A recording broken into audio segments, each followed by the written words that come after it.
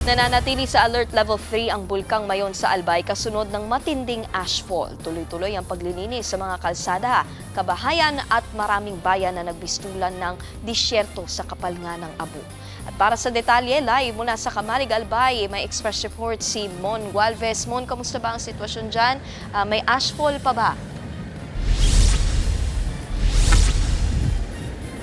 Nikki, bagamat umulan kagabi pero hindi pa rin ito gaanong nakatulong para maalis talaga yung kapal ng Abo sa mga bayan at lungsod dito sa probinsya ng Albay dahil nga sa matinding ashfall na naranasan hindi lamang nung Sabado kundi hanggang kahapon ng umaga. At actually ngayon para may mga lumilipad-lipad pa rin ng mga abo mula sa mga naipon naman sa mga halaman at mga puno, no? Kaya naman ang plano ng LGU ng Kamalig ay magpatupad na ng Cash for Work at Food for Work program para makatulong sa paglilinis.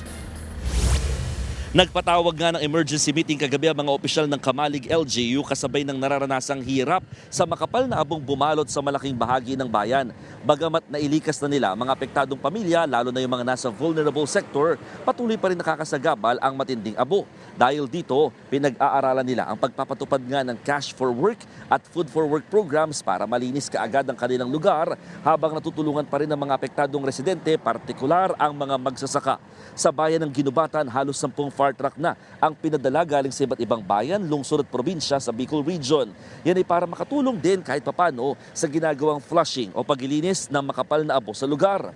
Samantala, pinuntahan naman kahapon ni Albay Governor Noel Rosal ang barangay ng Miisi sa bayan ng Daraga. Dito kasi nakita yung makapal na volcanic deposits na galing sa pyroclastic density current o uson, dulot naman ng rockfall activities at pagtipak ng bahagi ng lava flow sa bulkang Mayon. Mahigit 100 metro raw ang lalim nito pero natabunan na ng mga natuyong buhangin at lupa. Pangamba tuloy ng provincial government, malapit na ito sa extended danger zone sa lugar. Narito ang pahayag ni Albay Governor Noel Rosal. That's in the boundary of the 6 kilometers permanent danger zone. Pero maraming nagtatanim doon. So in that area, medyo malapit yun sa mga barangays in the extended 7, 8 hanggang 10 kilometers. So kailangan tingnan natin ito.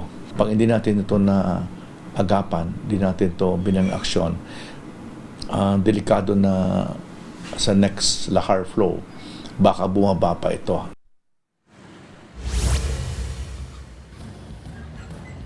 Nikki, bagamat sinasabi naman ng PHIVOLCS na hindi pa talaga sumasapat yung mga parameters sa kanilang tinitignan kung iaangat sa Alert Level 4 ang status ng Mayon Volcano, mukhang irerekomenda ng provincial government ng Albay na may ilang barangay na sakop na ng 7-kilometer extended danger zone na mailikas dahil nga dito sa pangamba na humahaba na yung lava flow at yung pyroclastic density current ay talagang umaabot na sa mga barangay na lalampas sa 6-kilometer permanent danger zone. At isa rin sa pinakatinututukan ng provincial government o ng pamahalaan dito ay yung sektor naman ng agrikultura. Bukod kasi sa maraming mga pananim na nasira na aanihin na sana, may mga hayop din na nai-report na namatay at nawawala pa dulot sa matinding ashfall. Ang sinasabi ng mga residente, ang pinakakailangan nila dito bukod sa pagkain at tubig, talaga mga panlinis gaya ng pala, asarol at walis para talagang matulungan na rin nila ang pamahalaan pagdating sa paglilinis at pagtanggal ng abo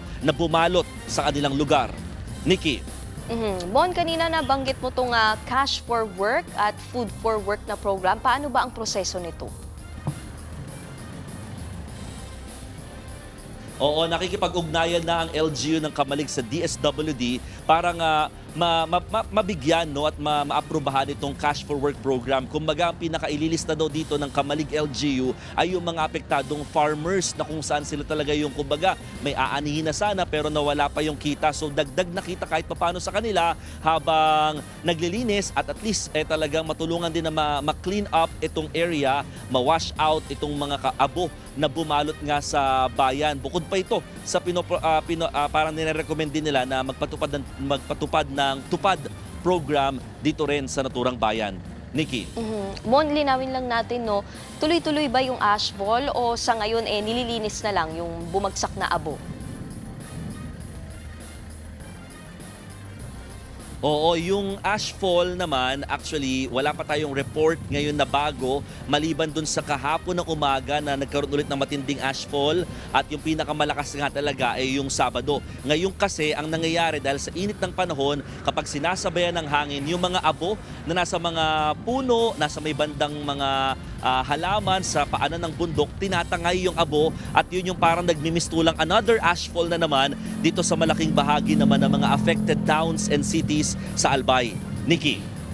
Mon, pakipaliwanag na rin sa amin, no? Ano bang naging sanhi nitong ashfall? Tas sabi kasi ng PHIVOLCS, wala naman daw nangyaring pagputok.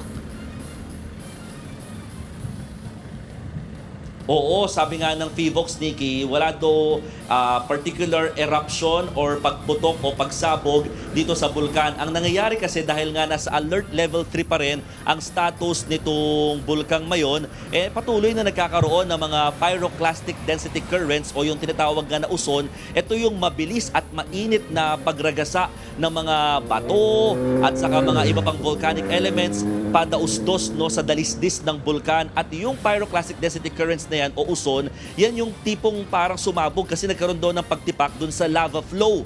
Ibig sabihin, actually wala sa pinakabunganga ng bulkan yung nangyari nga na alikabok, no, na talagang kumbaga parang umangat, no?